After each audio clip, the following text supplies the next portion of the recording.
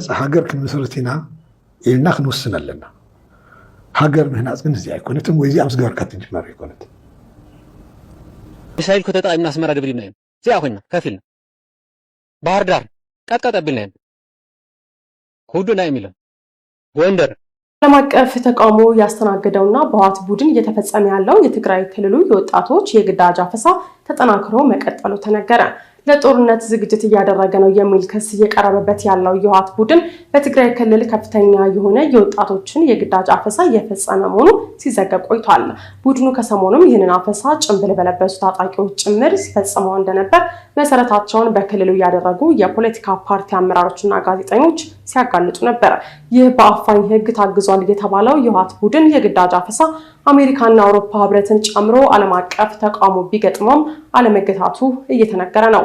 መሰረቱን በትግራይ ክልል ያደረገው የአረና ፓርቲ ሊቀመንበር አቶ አምዶም ገብረስላሴ የግዳጅ ወታደራዊ አፈሳ በመቀሌ ከተማ ጭምር ተባብሶ ቀጥሏል ሲሉ ከከተማዋ የደረሳቸውን መረጃ ዋቢ አድርገው ገልጸዋል።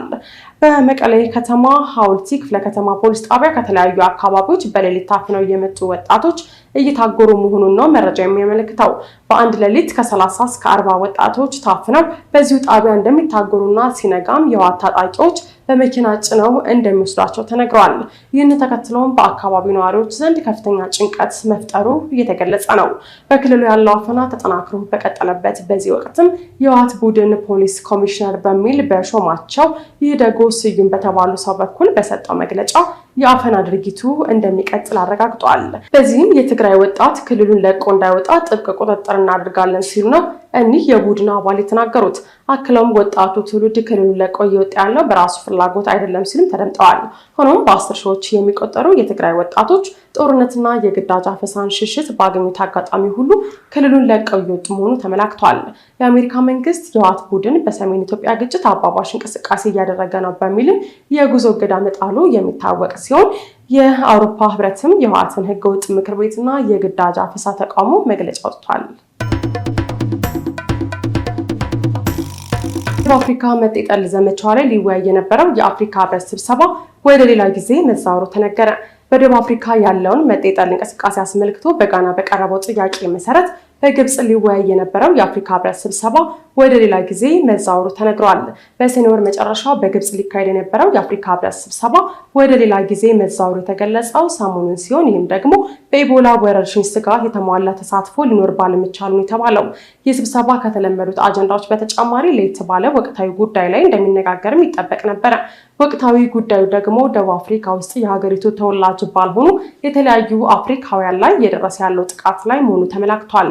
የጋና የውጭ ጉዳይ ሚኒስቴር ቃል አቀባይ ፍራንሲስ ቦግላ ጋና የስብሰባውን ወደ ሌላ ጊዜ መዛወር ለህብረቱ ያቀረበውን ጥያቄ ማዘግየት አድርጋ አተረጉሞም ጉዳዩ በሌሎች የህብረቱ መዋቅሮች ሊታይ ይችላል ሲሉ ለዶቼ ቬለ ተናግረዋል። የአፍሪካ ህብረት የዘር ማጥፋትና ሌሎች የጅምላ ግድያ ወንጀሎች መከላከል ልዩ መልእክተኛ አዳማ ዲያንግ በቅርቡ ታስቦ የዋለውን ዓለም አቀፍ የጸረ ጥላቻ ንግግር ቀን አስመልክተው ባወጡት መግለጫ አፍሪካውያን በዜግነታቸው በመጡበት አካባቢ ሃይማኖት፣ ብሔርና ማህበራዊ ማንነት ምክንያት ኢላማ ሲደረጉ የአፍሪካ አንድነት የተገነባባቸው ሴቶች እንደሚሸረሸሩ አስረድተዋል።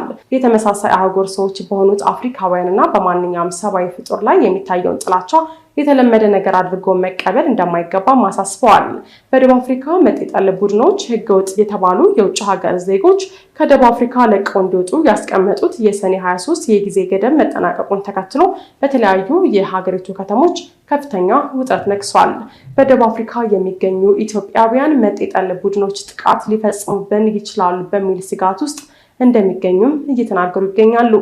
የሀገሪቱ ፕሬዚዳንት ሲራል ራማፎሳ በደቡብ አፍሪካ ውስጥ የሚኖሩ አንዳንድ የውጭ ሀገር ዜጎች ሀገሪቱ ውስጥ ያሉት በህጋዊ መንገድ መሆኑን ገልጸው በህጋችንና በህገ መንግስታችን የመጠበቅ መብት አላቸው ሲሉ መናገራቸውን መዘገባችን ይታወሳል።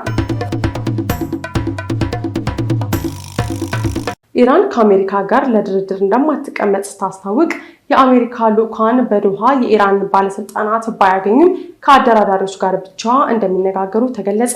ኢራን ከአሜሪካ ተደራዳሪዎች ጋር ለመገናኘት የሚያስችላትን መርሃ ግብር አለመያዟን ማስታወቋን ተከትሎ በኳታር መዲና ዶሃ የተካሄደው ውይይት በአደራዳሪዎች በኩል ብቻ እንዲቀጥል ተደርጓል።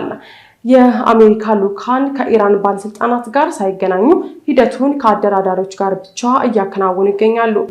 The Iranians have agreed to invite IAEA inspectors back into their country.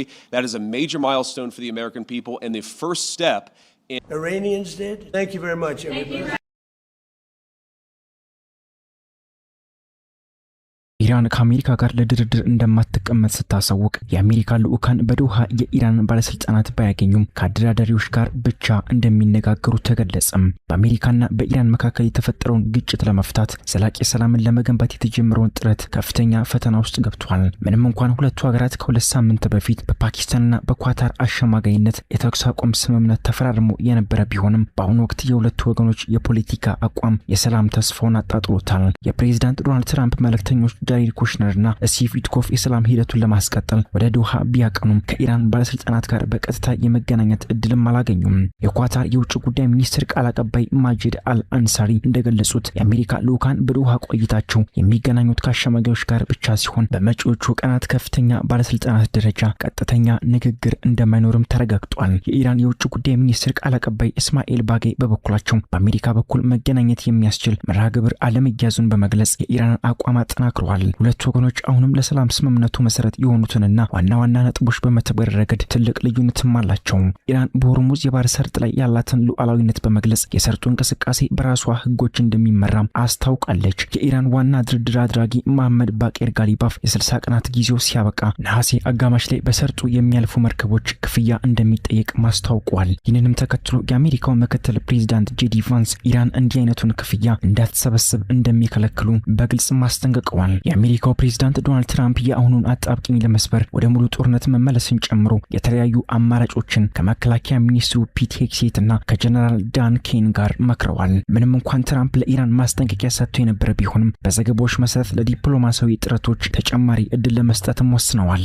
ይህም በሆነበት በአሁኑ ወቅት በኢራን ወታደራዊ ጣቢያዎች ላይ አሜሪካ ባደረሰችው የቦምብ ጥቃትና በኢራን ምላሽ ምክንያት የነዳጅ ገበያው የተወሰነ መረጋጋት ቢታይም የተባበሩት መንግስታት የንግድና ልማት ኤጀንሲ በምግብና የነዳጅ ዋጋ ጭማሪ ሳቢያ ተጋላጭ ኢኮኖሚዎች አደጋ ላይ መሆናቸውን አስጠንቅቋል። በአሜሪካና በኢራን መካከል ያለው ጊዜያዊ ስምምነት በእስራኤልና በሊባኖስ መካከል ያለውን ግጭት ለመፍታትም ዓላማም አለው። ነገር ግን የሂዝቦላህ ጋር የሆኑት የሊባኖሱ ፓርላማ አፈ ጉባኤ ናቢህ ቤሪ ስምምነቱ እስራኤል ከደቡብ ሊባኖስ እንድትወጣ ከሂዝቦላ ትጥቅ መፍታት ጋር ማያያዙ ስምምነቱን አደጋ ውስጥ እንደከተተው በመግለጽ ጥርጣሬዎችን አንጸባርቀዋል። ሁለቱ ሀገራት በስዊዘርላንድ በተካሄደው የመጀመሪያ ሳምንት ድርድር አበረታች ውጤቶች አሳይተው የነበረ ቢሆንም በአሁኑ ወቅት የጥቃትና የመልስ ጥቃት ዙር መጀመሩ የተጀመረውን የሰላም ጉዞ አደጋ ውስጥም ጥሎታል። በ60 ቀናት ውስጥ የመጨረሻው ስምምነት ላይ ለመድረስ የተያዘው ግብ አሁን ባለው የፖለቲካ ውጥረትና የሁለቱ ወገኖች አለመግባባት በከፍተኛ ፈተና ውስጥም ይገኛል።